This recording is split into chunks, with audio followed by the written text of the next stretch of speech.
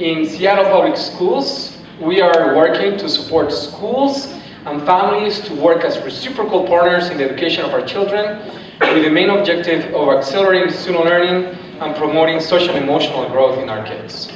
And so today, we have One America.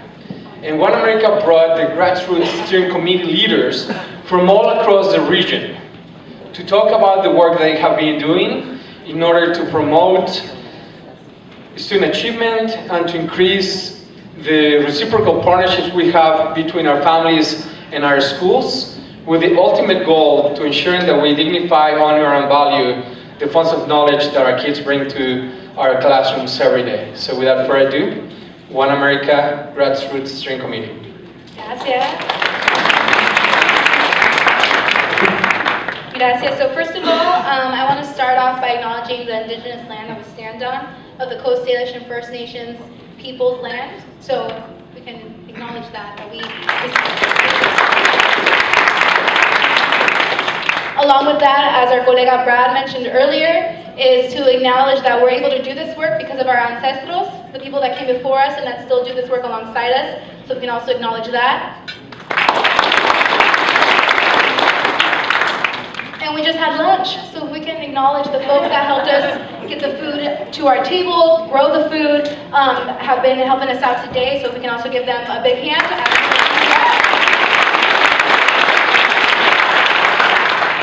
So speaking of doing the work, I have the privilege of introducing y'all to some of my colegas here. And actually, if y'all didn't know this, these are your colleagues as well. So these are the parents and youth that are a part of your school districts. And I'm sure if you go to your schools, you're going to find more. And I've heard from a lot of y'all say that this is hard work, right? There's no possible way you can learn this work and do it at the same time, correct? I've heard that? Well, these are your colegas. And just like them, there is thousands of other colegas within your school districts that look just like your students, that look just like the communities that we're raising. So they're from the Grassroots Steering Committee. One America, we're an immigrant refugee rights organization that has been doing work around the education opportunity gap. And we know that that work includes all of our communities, our Native American indigenous communities, our African American and Black communities, and of course our immigrant refugee communities as well. So these are just some of my colegas that are going to be speaking to what are their stories, what are their truths that ground why y'all need to be doing this work, why y'all are going to do this work, and why they're your colleagues in this work. So I'm going to hand it off to Charisse, who's going to ground some of those points. There's going to be some points up here that are grounded on some of the racial equity priorities that the Grassroots Steering Committee has identified, which are parents, caretakers, and youth scholars. So please pay attention to the stories. You can get the points, the talking points later. Okay, Sass. So we're going to start off with Charisse. Yeah. So I first want to thank you guys for being here. And acknowledging that these issues do exist. Which I understand that's going to be the first way to make some changes. But for us, it's extremely personal because of the fact that we already knew that this was here and that we needed this extra support. So I appreciate you guys for just understanding that. Because I mean, that's one of the hardest parts to even get the process to start. Now I'm going to go into our needs. We need to have high and equitable standards and expectations for our scholars. I was blessed to have an opportunity for my child to go into a quality early childhood learning experience. If it wouldn't have been my daughter getting that extra support, I know that if my daughter would have entered the K-12 system, she guaranteedly would have went into special education. My daughter they believed that she was on the spectrum. My baby girl didn't speak till after 2.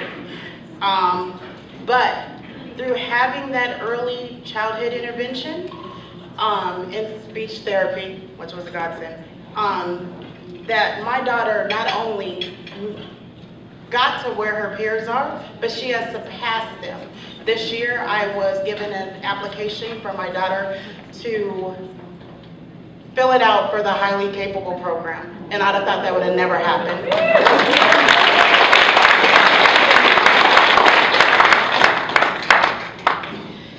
We need more equitable funding and resources I don't think that it's fair that our children's education should be based on our income or where we can afford to live. Or if we even have friends of affluence. I think that our kids' needs should be based on what their needs are and what they deserve. I stand for the need of ongoing training on equity and racism and address the cultural and personal biases that are within the building with the relationships with our youth and their scholars and their families.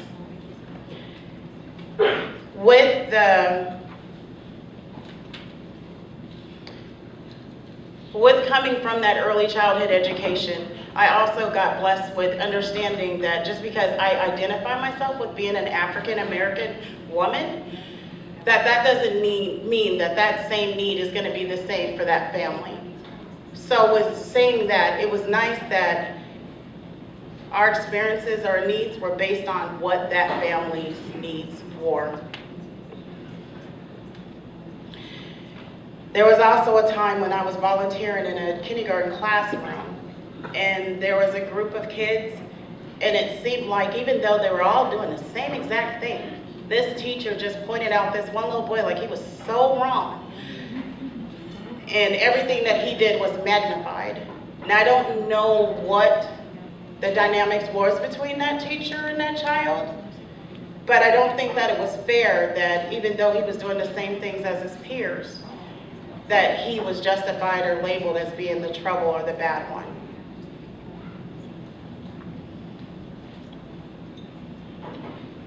I need you guys to understand that these policies are going to impact our children in ways that they may not impact yours.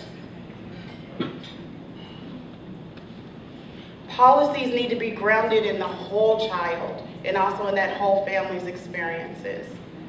We know that our kids are coming in the classrooms loaded with front packs and backpacks full of a whole lot of other stuff that also needs to be addressed.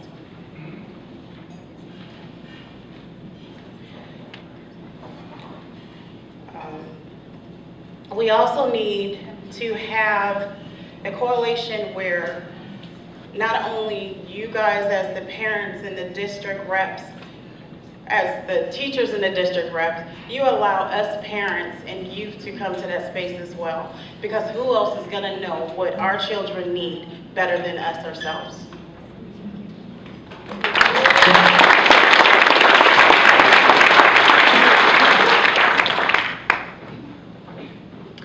Hello, can anybody hear me okay? Okay. I'm kind of nervous, so I don't know if I'm holding it too far or too close. My name is Danya. I graduated from Federal Way School District, and I'm now a college student.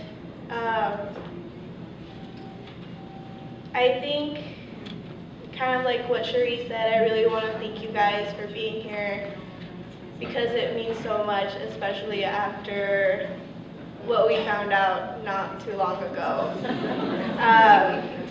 This is gonna be fundamental for a lot of the families that are in your guys' school districts.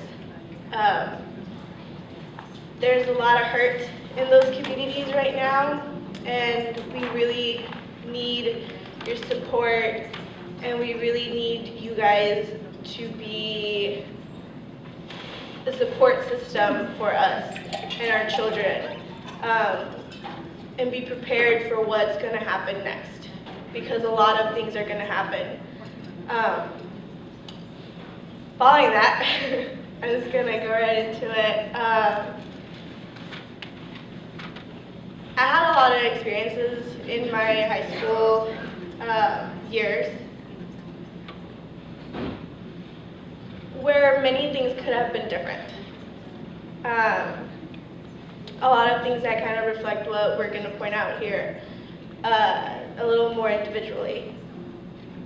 To start off, I was placed in an EL program, which was absolutely fine because when I arrived at the country, I didn't speak any English. But a lot of people that I've talked to, their families, their children, even though they're a second generation Americans have been placed in ELL just because of their parents and an accent or a color. And I want you guys to know that I'm not talking about a system, what it should be. I'm talking about real experiences of like what people have gone through. So scholars' placement into ELL programs and language access needs to be rightfully so. They need to be rightfully placed. Equitable access to extracurricular and academical rigorous opportunities also need to happen. We can't have different expectations for low-income students and for students that aren't low-income, because if we set those different expectations, what are we saying? It's okay for you to do less than your other peer because you are who you are, but who are you? What does that tell them? Coming from a place where my parents weren't a big part of my education, I know I felt lost a lot of times.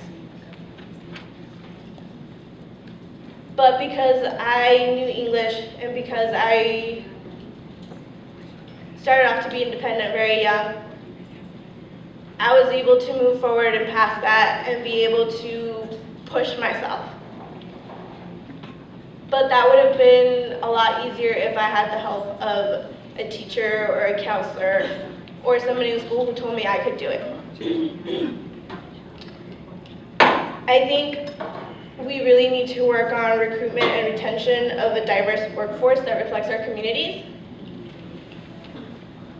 We all know it, we all say it, but right now, I think more than ever, we really need to be able to, or our scholars need to be able to look for teachers that look like them, staff members that look like them, that are culturally sensitive to the things that they're gonna go through high school, through their school years, and past that. Because what we're really trying to do in K-12 is get them ready for life, college, careers. But how can we do that if we only teach things that we're supposed to be teaching or are asked of us, but not what they really need? I think having that diverse workforce is going to help us in that, in having teachers that really can talk about real things that are happening. Be more relatable, have students be able to open up to them more. The lack of diversity represented in curriculum is also a big thing that I'd like to address. Most of us don't learn good things about where we come from. We don't learn how immigrants and refugees and people of color have built this nation up. How we have helped and how this country is also ours.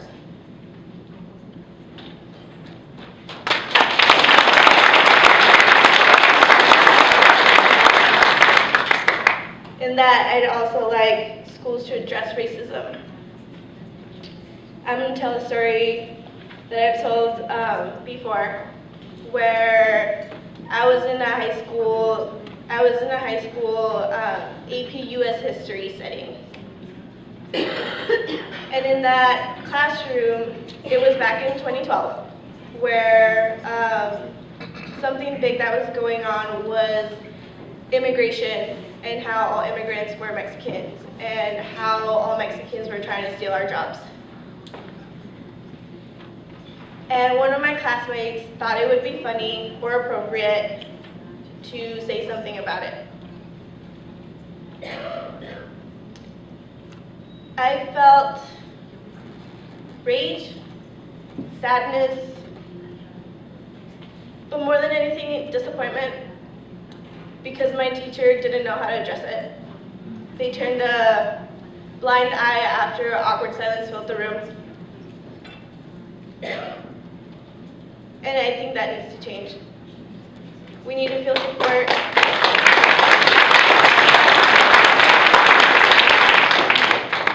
We need to feel support and that we are worth everything that we're trying to be. That we can be more than what we see at home. So please, let's get these things done.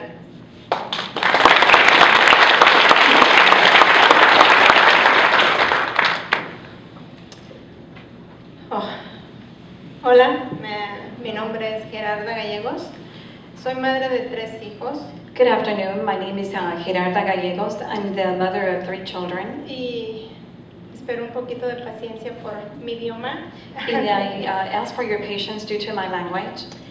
Tengo una hija en high school, I have a daughter in high school, middle school y a middle school, en la primaria. and also in elementary. La razón por la que estoy aquí es por ellos y para ellos. The reason that I'm here is because of them and for them. Yo ahorita no me la creo de estar aquí hablando enfrente de todos ustedes porque créanme que soy algo tímida. It is hard for me to believe that I am here in front of all of you speaking because believe me, I am very shy. Pero lo hago por ellos, por mis hijos. But I'm doing this for them, for my children.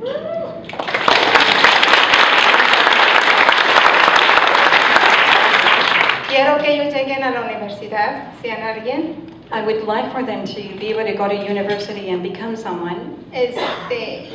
Tengo muchas historias que contar, pero con el tiempo no acabaría. I have so El many tiempo no stories. acaba. I have so many stories to tell you, but there wouldn't be enough time to tell you each and every one of them. La más reciente es mi hija que está en high school ahorita. The most recent one is about my daughter who is in high school now. Yo quería que fuera una escuela porque yo sé que era lo mejor para ella y I wanted her to go to school because I knew this would be the best for her. pero ella no se rehusó a ir a esa escuela porque yo le puse de muchas maneras y se lo planteé de muchas maneras que era lo mejor para ella.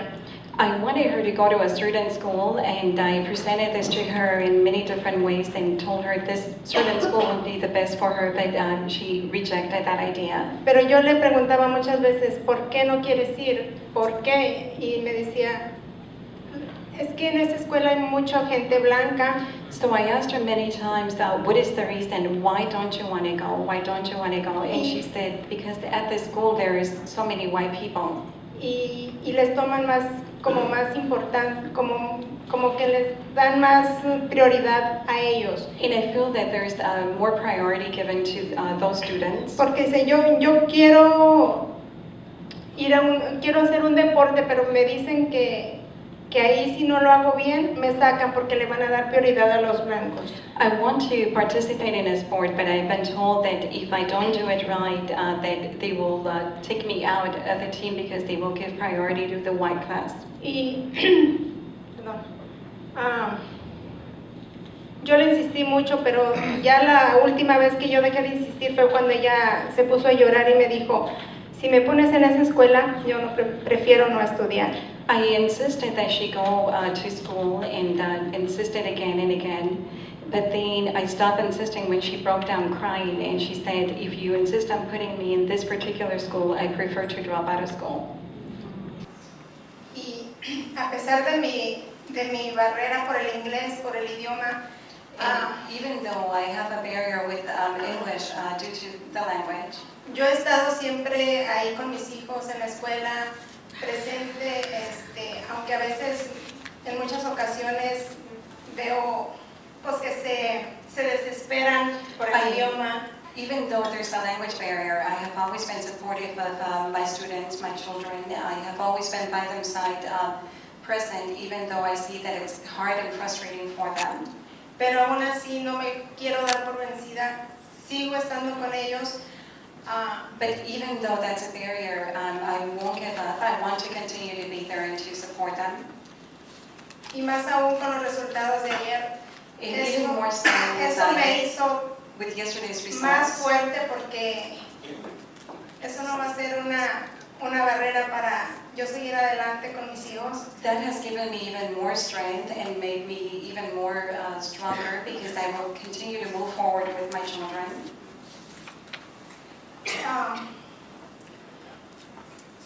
Yo trabajé en la escuela de mis hijos para que se pusiera el uniforme porque ahí se veía mucha discriminación en cuestión de ropa. I worked hard with my children's school to make sure that uniform would be accepted because there was such a high discrimination due to the way students were dressing. Trabajé con otros padres de familia. I worked with many other family and parents. Fue difícil porque mi idioma se me pone un poco más difícil, pero aún así lo logramos. It was very difficult due to my language barrier, but even though I had a language barrier, we got what we needed to get done. Y así en la escuela pues hay más igualdad en cuestión de, porque muchos niños pueden llevar ropa mejor, otros no. And so now at school there's more equity because now there isn't a difference on who dresses better or what kind of clothing is worn at school. Muchas gracias por su atención y yo quiero seguir adelante y no me quiero dejar vencer. Thank you so much for your attention. I want to keep moving forward and I don't want to give up.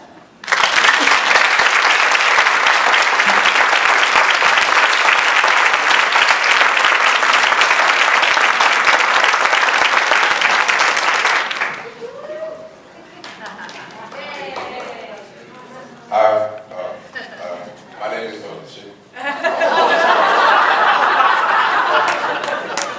My name is Ty. I didn't really want to sit down because I was getting all nervous and it was like feeling weird.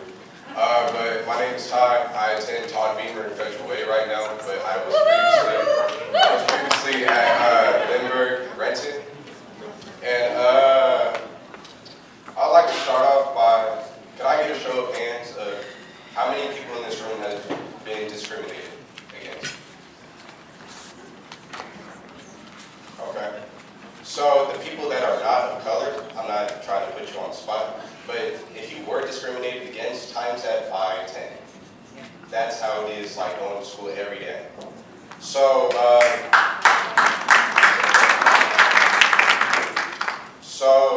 me personally, I view my teachers as role models as soon as I meet them. Like without me, like not talking to them, not anything. So I'm gonna give you guys a story. So I was walking into the classroom my first day of school, and the teacher said hello to every other student, and every other student before me was white. Just so happened it wasn't just like, you know. So I walked in the classroom, and he said, "Oh, you must be a basketball player, right?" I was like, "No, but I like my academics." And he was like, "Nah, are you sure you're not a basketball player? I mean, look at your hair, you're kind of tall." And he didn't really say it, but I knew that he was pointing to my skin color, just by the way he looked. To me, that it didn't really dwell on me at that point, but when I went home, I started thinking about it, and I told my brother, and he didn't really say anything. He just took it as a normal thing that happened. So yeah, I would say like the main thing that I want to happen for teachers to like not to discriminate us students and like not to profile us. You know what I'm saying? I think that there needs to be like a class in order for you to become a teacher. You need to be more culturally aware of what's happening outside of the school. Like how she was saying back in 2012, what was happening with all the Spanish people and how the kids said something and the teacher didn't say nothing. The teacher said something, but with the class that I'm talking about, the teacher wouldn't know how to respond to it. You know what I'm saying? Yeah. Another thing that happened with me, and this was at Lindbergh, my old school. So I was walking in the hallway. The staff member told me to pull up my pants because I did have them kind of low. Because my pants is style nowadays. I don't know why, but it is a style. So I had my pants kind of low. I was walking. She was like, pull them up. I was like, yeah, for sure. So I pulled them up, and then I looked behind me. The white student behind me, he had his pants like all the way down here. I had them up like right here. Okay. He had them all the way down here. He was bumping music in the hallway, had his hat on, the whole nine. The staff member didn't say nothing. Just walked past. I mean, what do you guys think that is? See? You guys know what it is. But yeah, I mean, to me that it's hurtful. Like honestly, I mean, I don't try to show it, but it is really hurtful. And for an adult to do that, and I don't know. I think that the class, like a seminar or something, just to sit down and talk for teachers to get aware and like know how to deal with situations in the classroom like that. You know what I'm saying? So yeah.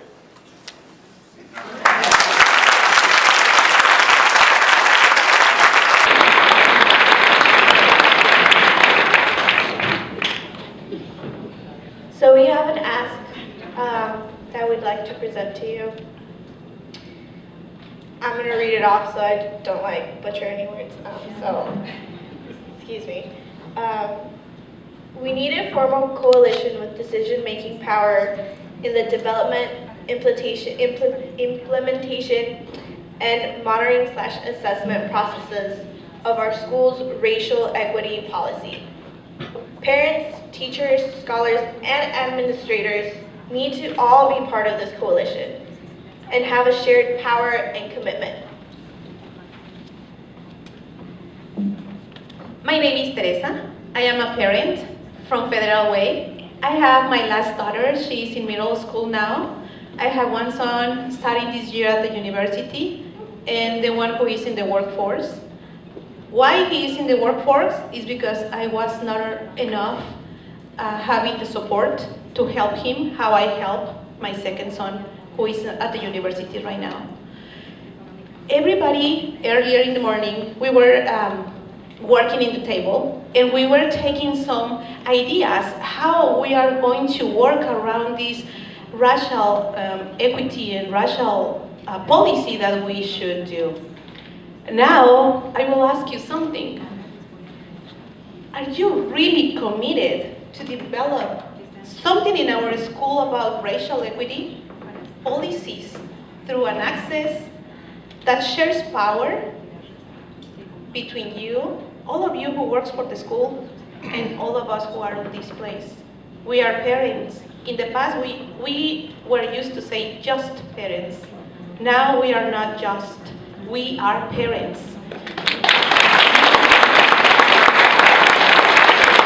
I do not have any title. I do not have any school education supporting me, but I have my love for my children and for all the children, every single one. That's why I ask you, are you really committed to developing our school racial equity policies through a process that shares power and governance with our families, teachers, scholars, and administrators, with ongoing shared power and implementation, monitoring and assessment of your racial equity policy? Todos somos importantes. Yo hablo español porque es mi primera lengua. Everybody is important. I speak Spanish because it's my first language. I teach my children in Spanish. They are behind because they are bilingual. They feel bad because they are on the ELA level, very lower compared to the other ones. They feel proud what they are when they are in my house. But when they go to the school, when they saw a white student with all of these privileges, my children go back to my house and say, "Why you didn't speak to me in English?"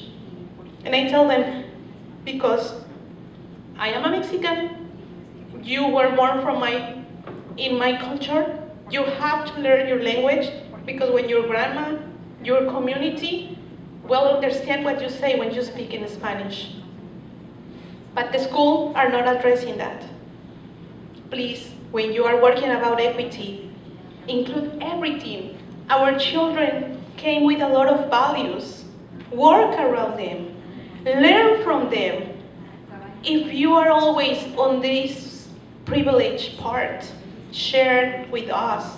We are intelligent too. We know how to say good things. Probably not with the right vocabulary.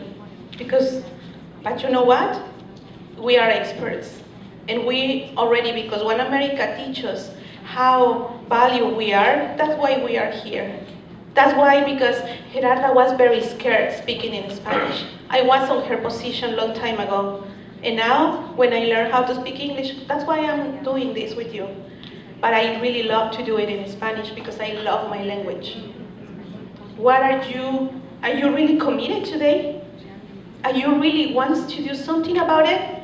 What are you going to do in a few days after the elections 2 days ago? What are you going to do with these children that they are waiting outside to your school because mom and dad is now on the immigration power? What are you going to do? How are you going to commit about this? Start talking about equity, about how you're going to work with all families. I told you, undocumented families need you more than ever. Undocumented students are facing trouble because they want to remove few privileges that they got. Imagine one citizen children in one family has 2 undocumented brothers or sisters. This citizen is worried about their brothers and sisters. They are worried about mom and dad. All of those problems will go into your classes, will go into your school. Are you really committed to do something for us? For every single family? Because your citizen children will suffer when they notice that your friends are not anymore in your classes. This is equity. How are you going to take it about everybody? Are you really committed? I don't see hands. Thank you very much.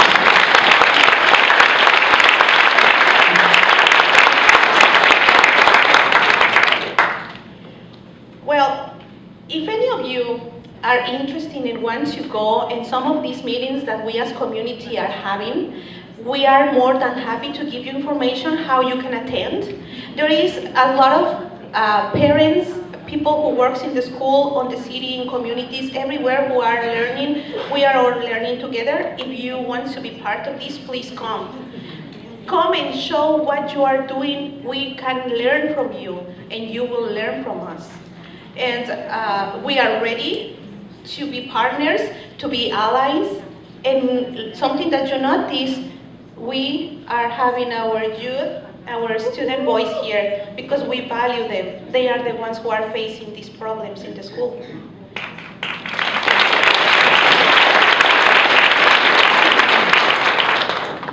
And the reason why for us parents and us students is so important to have you guys at the table is when you guys go and make these policies and they're for people like us, we want to see more than just a nice memo or something written on the wall. We want something that we know really hits you guys' core values, where you take our feelings and our family's values really, truly in consideration.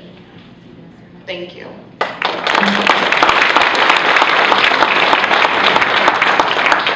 Can we get another applause for our ladies?